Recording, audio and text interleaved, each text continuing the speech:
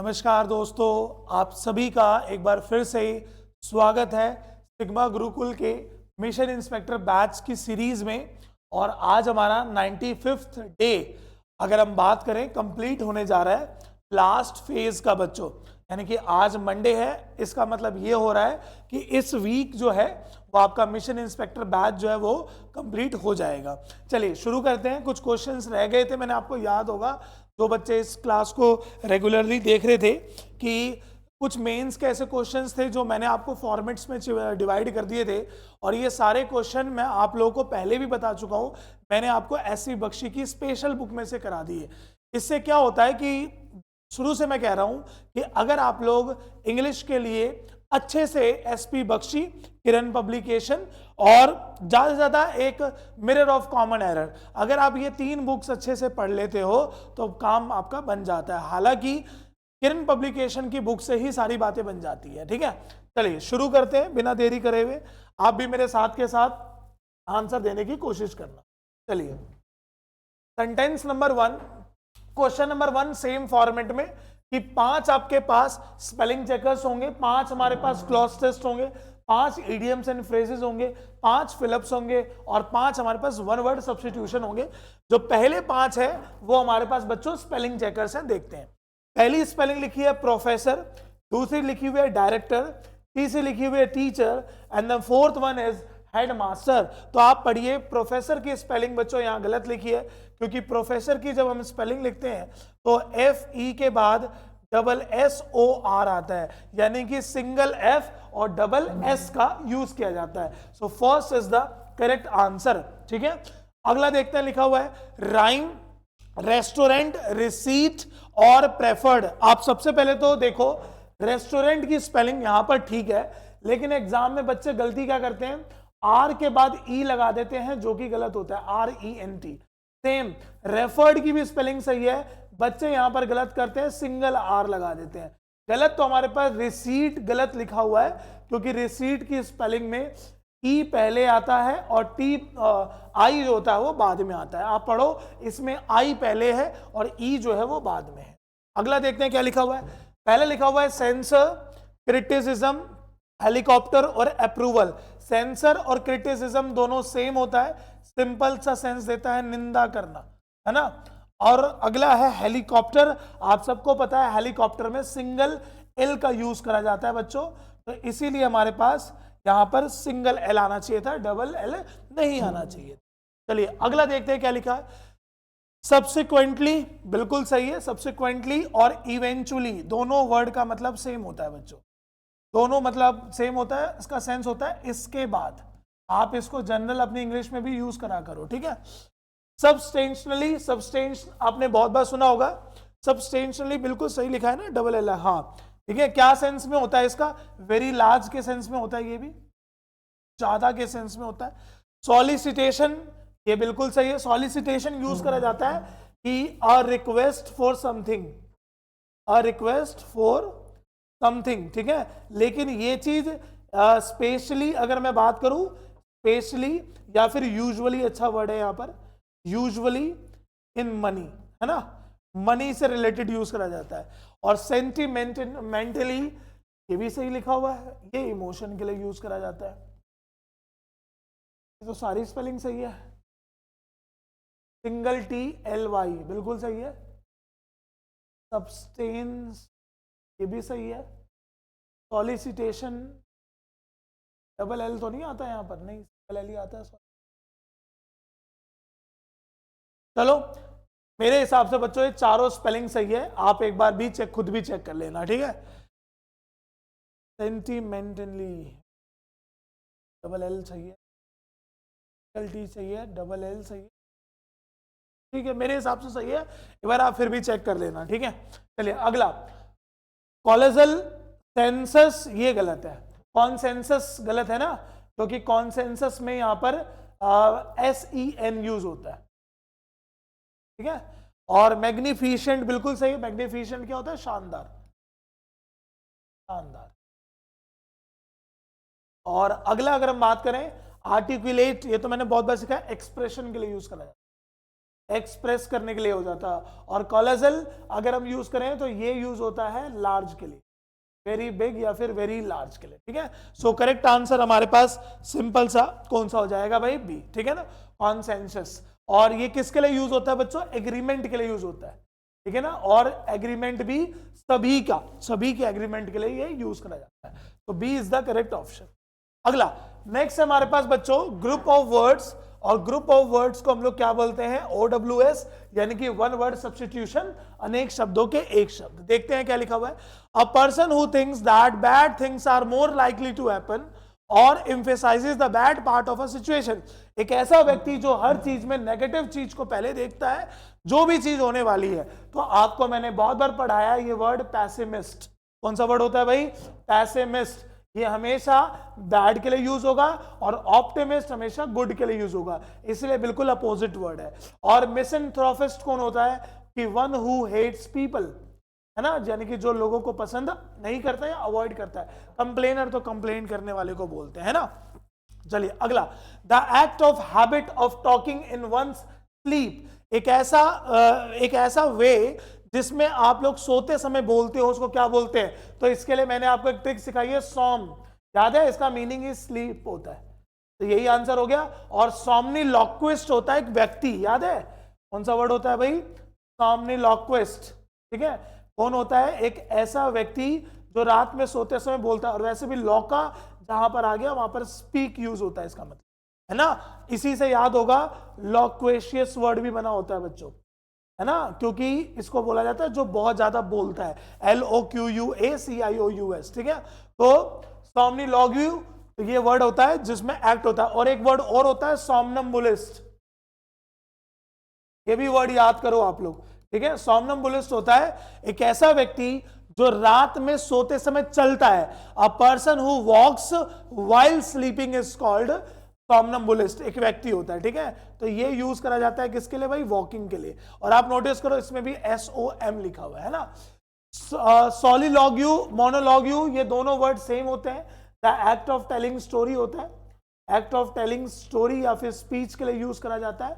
और इन दोनों में बच्चों सिर्फ डिफरेंस ये होता है कि जो मोनोलॉग होता है वो लॉन्ग स्पीच के लिए यूज होता है, और प्रोलॉग जो होता है वो नाटक है, सिंपल, है ना, जो आप लोग लिखते हो उसके लिए यूज करा जाएगा। तो प्रोलॉग होता है सिंपल नाटक। अगला देखते हैं, an imaginary idea society free of poverty and suffering. ये किस टाइप का होता है, आपने देखा होगा जो नेता होते हैं वो आप लोग को बड़े बड़े वादे कर देते हैं कि हम लोग अच्छे दिन ले आएंगे, ये हो जाएगा वो हो जाएगा, लेकिन रियलिटी में कुछ नहीं होता। तो वो क्या होती है, यूटोपिया। आपने बहुत बार यूटोपिया स्कीम सुनी होगी, ऐसा होगा तो ऐसा आ जाएगा टाइप का। तो इसलिए B is the correct option. Heaven कुछ नहीं होता, यहाँ पर सेंस नहीं है, ड्रीम लैंड का भी सेंस नहीं है, पैराडाइज का भी कोई सेंस नहीं है। चलिए अगला देखते हैं, a dynamic campaign for political, social and religious change। आपने देखा होगा जब एक बहुत बड़ा ना वॉर भी हो सकता है, एक बहुत बड़ा विद्रोह हो सकता है, बहुत बड़ी चीज, जाइंट सी चीज होती है। आपने देखा होगा जैसे अन्ना आंदोलन हुआ था, है ना, तो उसको क्या बोलते हैं, तो क्रूसेड अगर हम बोलें तो इसका सेंस यूज करा जाता है, क्योंकि क्रूसेड जो वर्ड होता है वो इसीलिए आएगा। एक बात याद रखना कि जो मोटिनी वर्ड होता है, ठीक है, ये भी यूज करा जाता है, बट ये विद्रोह के लिए ज्यादा यूज करा जाता है। जो रिवॉल्यूशन होता है ना उसके लिए यूज करा जाता है, ठीक है। वॉर को कोई सेंस नहीं है। करेक्ट आंसर कौन सा हो जाएगा, सी।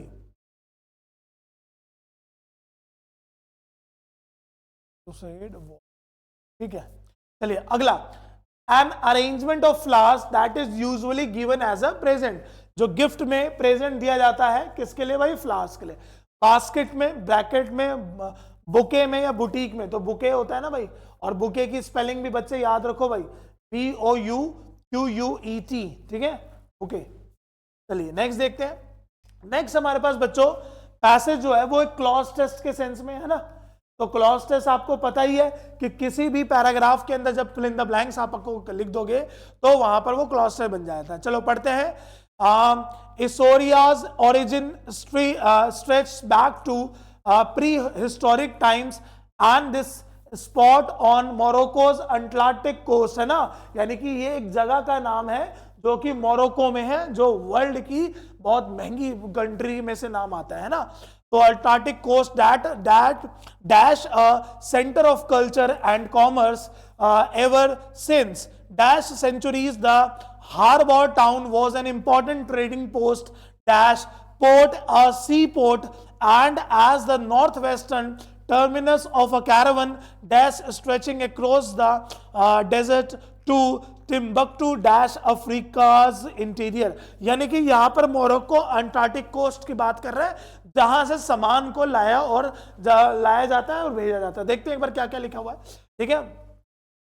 This spot on Morocco's Antarctic coast dash a centre of culture and commerce ever since. अब आपने वर्ड देख लिया सिंस, तो हैज बीन और हैव बीन यूज होता है, तो सिंगुलर की बात कर रहा है बच्चों, तो आंसर क्या हो जाएगा, हैज बीन। आगे लिखा हुआ है dash centuries, 4 centuries, at centuries, about centuries और इन सेंचुरीज, तो 4 सेंचुरीज हो रहा है तब से, ठीक है ना।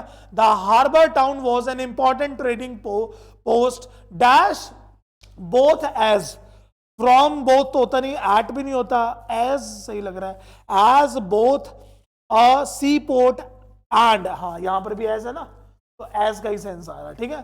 Terminus of a caravan dash stretching, highway direction route, route हो गया ना जगह, cross the desert to Timbuktu, Timbuktu dash in Africa, Africa में ये वैसे भी ये जगह इन है ना, किसका सेंस आ रहा है, इन। क्लियर हो रहा है, caravan route as both 4 centuries और हैज बीन पहले में, बिल्कुल ठीक है। चलिए नेक्स्ट देखते हैं बच्चों। अगला है हमारे पास कि आपको इस बार जो नेक्स्ट सेगमेंट होगा 5 मार्क्स का, वो बच्चों किससे रिलेटेड होगा, इडियम्स एंड फ्रेजेस से। तो मैं आपको डायरेक्टली समझाता हूं इडियम एंड फ्रेजेस का, आप उसी टाइम उसका मीनिंग भी लिख लेना। पहला वर्ड लिखा हुआ है अ ग्रे एरिया। ग्रे क्या होता है कि जब कोई चीज व्हाइट ना हो, जब कोई चीज ब्लैक ना हो, जब आप बीच में होते हो, यानी कि ऐसी सिचुएशन जो बिल्कुल भी क्लियर ना हो, है ना।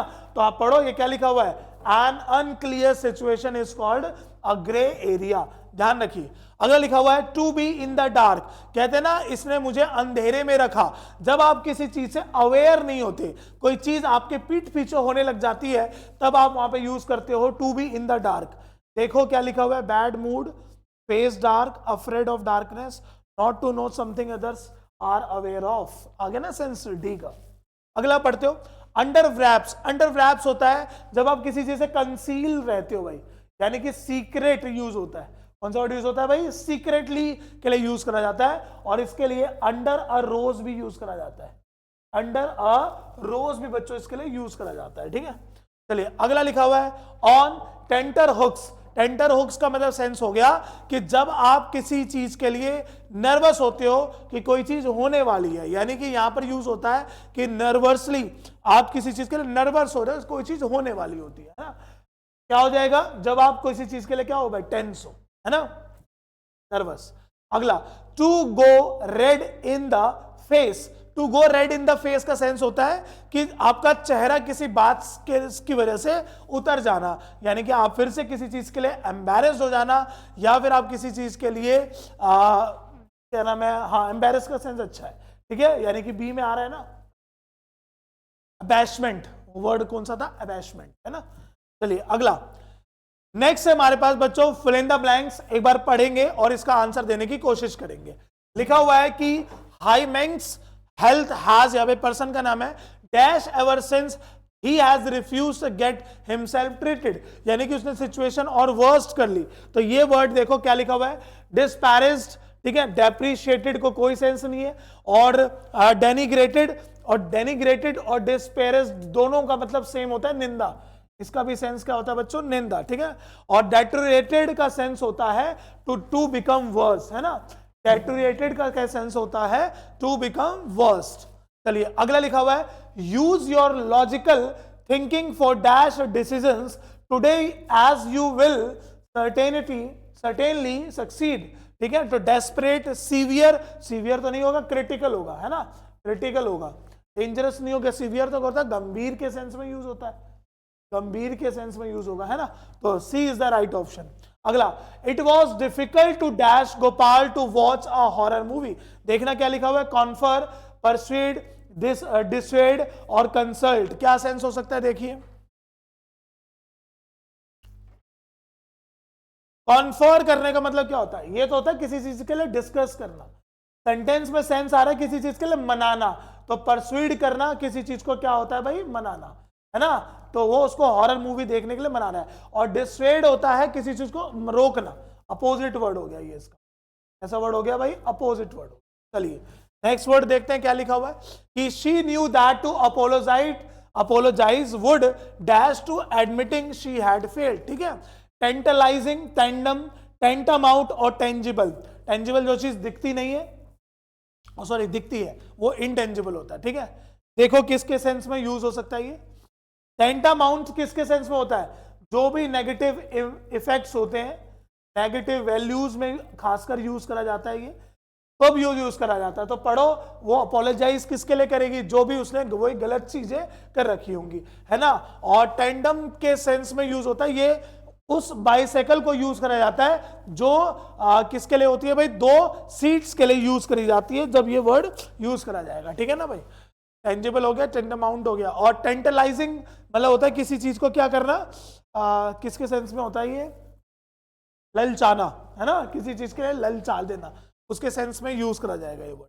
अगला, my neighbour was admitted to the hospital when he developed an allergic dash to some medicine he took. तो रिसॉर्ट, रिएक्शन, रिजॉइंडर और रिसॉर्ट दोनों सेम होता है, क्विक रिप्लाई के लिए यूज होता है। तो रिएक्शन हो गया ना, एलर्जिक रिएक्शन हो गया उसको, तभी जाके उसने कोई मेडिसिन वगैरह खाई होगी, इसलिए उसको हॉस्पिटल में एडमिट कर। ठीक है जी, चलिए आपने आज अपना 95th डे कंप्लीट कर लिया, यानी कि आज जो मंडे है, कल मैं ट्यूसडे को आपको सेम टाइम सेम जगह नेक्स्ट आप लोग को कंप्लीट करवाऊंगा मिशन इंस्पेक्टर बैच का 96th डे मैं आपको ट्यूसडे के दिन करा दूंगा। ठीक है, चलिए मिलते हैं नेक्स्ट क्लास में। जय हिंद, जय भारत, गुड नाइट एवरीवन।